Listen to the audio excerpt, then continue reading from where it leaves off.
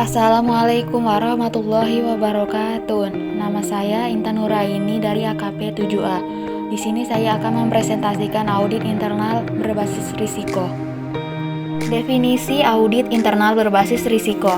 Audit berbasis risiko atau yang dikenal risk-based audit atau RBA adalah proses pendekatan metodologi audit untuk meyakinkan kecukupan bahwa risiko pada sebuah perusahaan dikelola sesuai dengan batasan risiko yang ditetapkan. Risiko adalah ketidakpastian atas terjadinya sesuatu yang bisa berdampak pada pencapaian tujuan. Risiko bersifat inheren pada setiap kegiatan operasional perusahaan dan memiliki dua dimensi, yaitu impact, dampak jika risiko itu terjadi, likelihood, kemungkinan terjadinya risiko. Pun terdapat kelebihan dalam penerapan audit internal berbasis risiko. Satu, manajemen dapat mengidentifikasi, menilai, dan juga merespon pada risk appetite. Dua, jika terjadinya risiko sudah tahu harus berbuat apa, sehingga responnya tidak berlebihan dalam mengelola risikonya. Tiga, jika risikonya tidak sejalan dengan selera risiko, maka ada tindakan untuk memperbaiki hal tersebut. Keempat, dapat memantau semua prosedur manajemen. Dan kelima, semua risiko dan respon dapat dikomunikasikan dengan baik. Manfaat audit internal berbasis risiko. 1. Dapat meningkatkan kemampuan terhadap melakukan identifikasi dan mengukur risiko dalam berbagai area dari area strategis sampai dengan area finansial dan area kerja lainnya. 2. Dapat meningkatkan kemampuan dalam mengidentifikasikan kelemahan yang ada di dalam perusahaan. 3. Dapat meningkatkan kemampuan dalam mengidentifikasikan kemungkinan fraud di dalam perusahaan. Dan 4. Dapat menjadi sistem cek terhadap kontrol perusahaan. 3 langkah utama dalam audit internal berbasis risiko, yaitu risk assessment. Menilai risiko salah saji material dalam laporan keuangan dengan kegiatan pra penugasan, laksanakan prosedur penilaian risiko dan merencanakan audit. Kedua, risk response. Desain dan melaksanakan prosedur audit lebih lanjut yang menanggapi risiko yang dinilai dan mengurangi risiko material salah saji dalam laporan keuangan ke level terendah dilakukan dengan merancang tanggapan menyeluruh dan prosedur audit selanjutnya, lalu mengimplementasikan tanggapan. Ketiga, reporting. Menerbitkan laporan audit dengan kata-kata yang sesuai berdasarkan temuan audit tersebut, dilakukan dengan mengevaluasi bukti audit. Jika diperlukan pekerjaan tambahan, maka kembali ke risk assessment. Dan terakhir, membuat laporan auditor independen. Apa itu resiko? Resiko secara umum diartikan sebagai suatu kejadian kondisi yang berkaitan dengan hambatan dalam pencapaian tujuan. Pengertian resiko berkaitan dengan adanya tujuan, sehingga apabila tidak ada tujuan yang ditetapkan, maka tidak ada resiko yang harus dihadapi. Jenis-jenis resiko bisnis. Menurut Persis Generic Business Model, strategi, legal, financial reporting risk, saving, credit risk, insurance risk, severance, market risk, operational risk system. Menurut versi IIA, strategi risk, compliance risk, reporting risk, operation risk. Menurut versi tulisan di Google, strategi risk, compliance risk, operational risk, financial risk, reputational risk.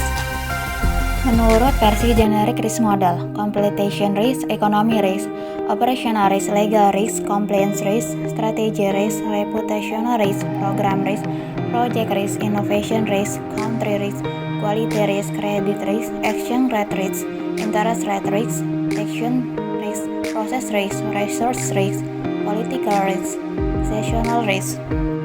Resiko auditor apa hubungannya? Jadi, jika tujuan auditor intern adalah untuk mendukung pencapaian tujuan yang ditetapkan instansi, maka auditor intern dalam penugasan auditnya juga harus memperhatikan seluruh risiko yang mungkin dihadap oleh organisasi dalam rangka mencapai tujuannya.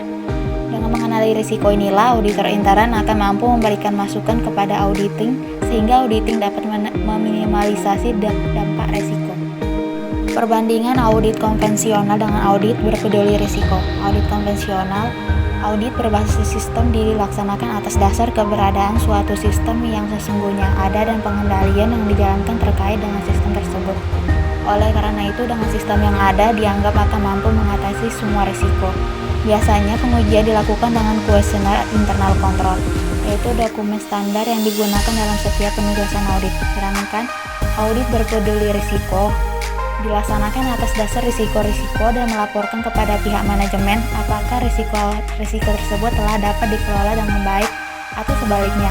Dalam hal ini, proses audit berpeduli risiko dilaksanakan untuk mengelompokkan sejumlah risiko-risiko dan proses menggambarkan sesuatu yang logis dan bukan kondisi aktual. Jika terdapat suatu risiko tetapi tidak termasuk di dalam proses yang dipetakan, maka harus dipecahkan melalui proses yang baru. Paradigma baru internal auditor.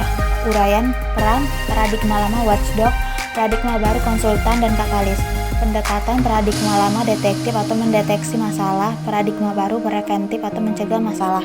Sikap paradigma lama bertindak seperti polisi, paradigma baru sebagai mitra atau pelanggan. Ketaatan atau kepatuhan paradigma lama terhadap semua kebijakan, paradigma baru hanya kebijakan yang relevan. Fokus paradigma lama, kelemahan atau penyimpangan, paradigma baru penyelesaian yang konstruktif. Komunikasi dengan manajemen, paradigma lama terbatas, paradigma baru reguler. Jenis audit, paradigma lama finansial atau compliance audit, paradigma baru finansial compliance operational audit. Jenjang karir, paradigma lama sempit atau hanya auditor, paradigma baru berkembang luas atau dapat berkarir di bagian atau fungsi lain. Evaluasi peran, uraian proses watchdog, watchdog audit kepatuhan, konsultan audit operasional, katalis quality assurance.